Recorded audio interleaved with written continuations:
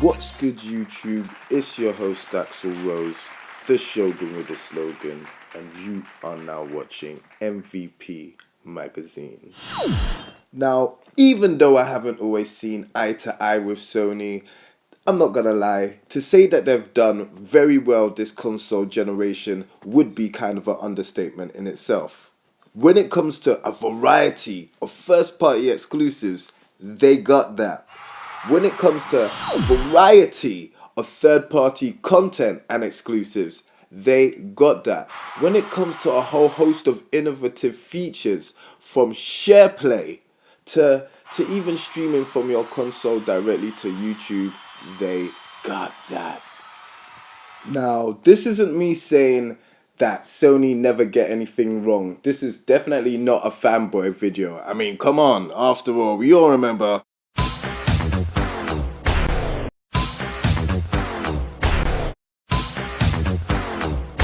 So, yeah, even though Sony are the current console kings of gaming, they aren't immune to bad fortune.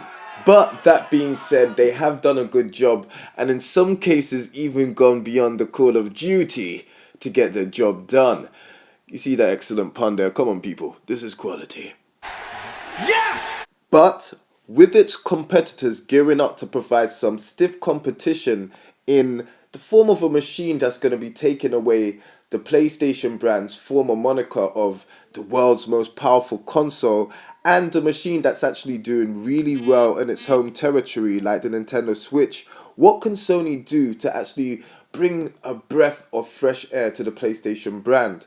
Now, I know they were heavily relying on VR before, and that's not going as well as they initially planned, even though it's a great concept for the console. Now, even though games are always key to a console's success, I'm not gonna lie, both Microsoft and Nintendo have some strong gimmicks that can help them compete against the might of the PlayStation.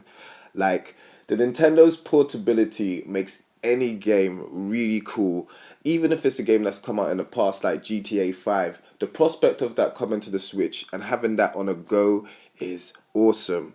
And even the Xbox One X, even though it hasn't got the software to support the X, it's actually kind of a tantalizing prospect just from a raw power aspect, even though it doesn't have much. Now, don't get it twisted, games are always the most important thing, but we've also seen that a good gimmick can get you really far. The original PlayStation 2 outsold the Dreamcast in Japan simply because of the DVD player and not the software in the beginning, and that was a key component to Sega's downfall. The Wii did amazingly well for the simple fact it had motion controls and it was backed by some cool Nintendo software. So these gimmicks may be able to cause the PlayStation brand some trouble. It'd be interesting to see what happens. Like when I saw Sony's 2015 E3 with Final Fantasy, Shenmue, and all that great stuff, I was like, how are they gonna really outdo themselves, man? How are they gonna do it? And when they're doing so well, it's like really hard to follow up when you're talking about software, unless they just really start pulling stuff out of the back catalog. And that'll be interesting to see. Like, that's one of the things that Sony really have to rely on, their nostalgia. They have a load of titles and franchises that we haven't seen in a while that would do gangbusters if brought back on a PlayStation 4. But yeah, it's just all interesting to see what Sony can do to stay number one and not stagnate.